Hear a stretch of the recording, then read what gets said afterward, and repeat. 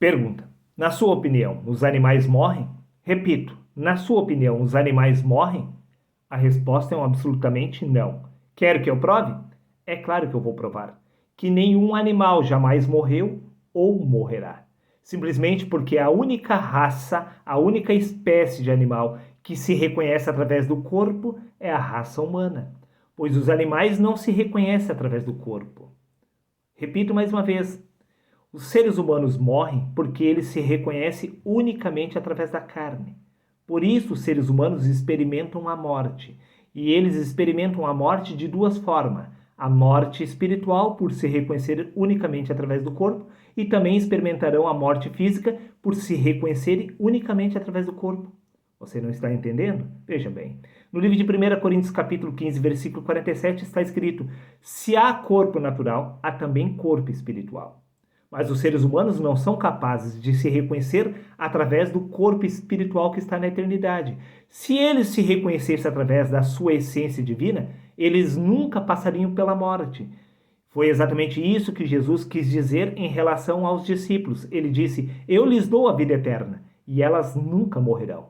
Por certo que os corpos humanos dos apóstolos morreram, mas eles nunca experimentaram a morte a partir do momento que eles foram capazes de se identificar através do corpo espiritual, pois o corpo espiritual está na eternidade. Este corpo espiritual, que é sua verdadeira identidade, nunca morrerá.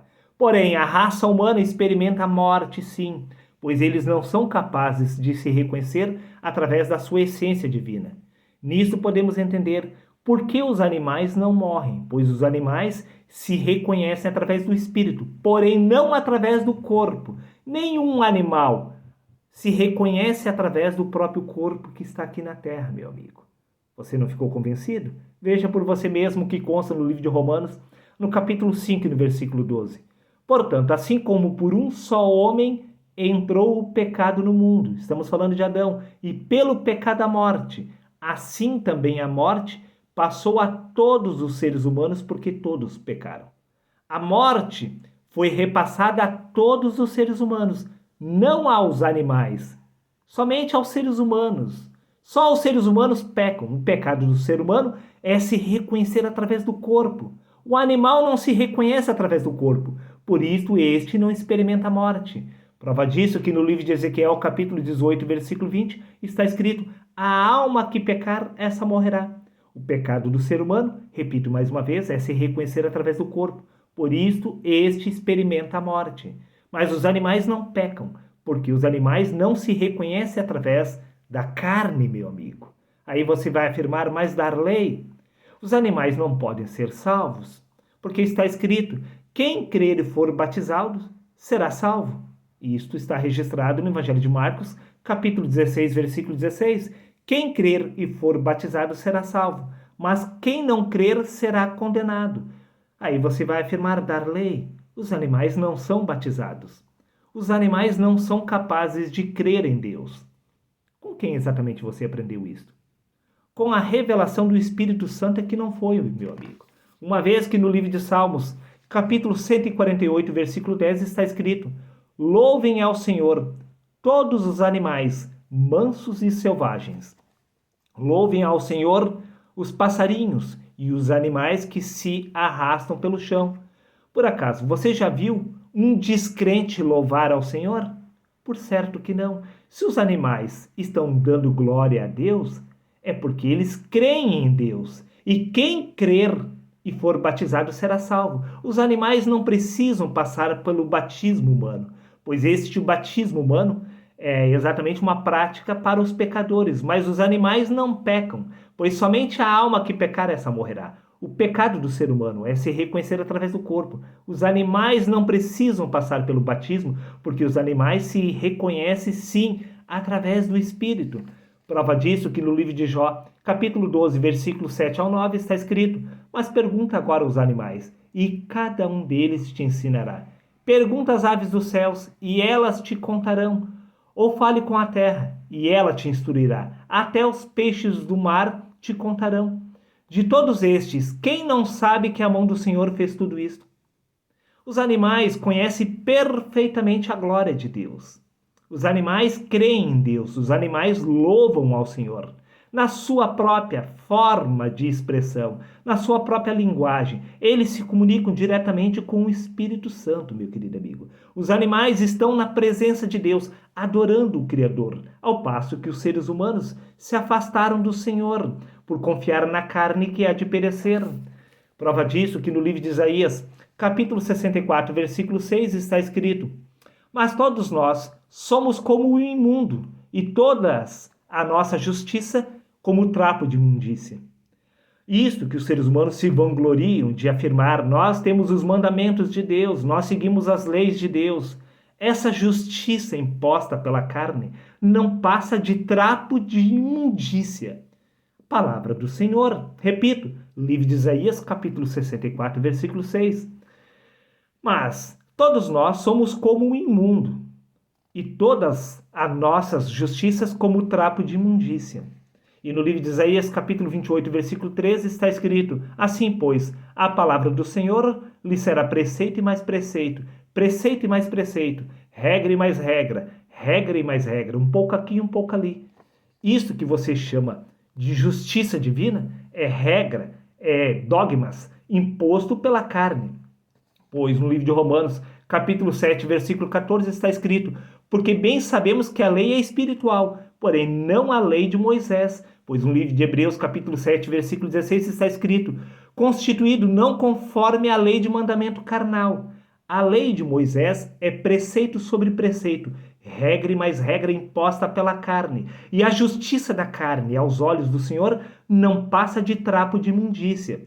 Por isso que os seres humanos acreditaram ser justo aos seus próprios olhos, matar seus próprios irmãos. Deveria o pecador morrer por suas próprias mãos.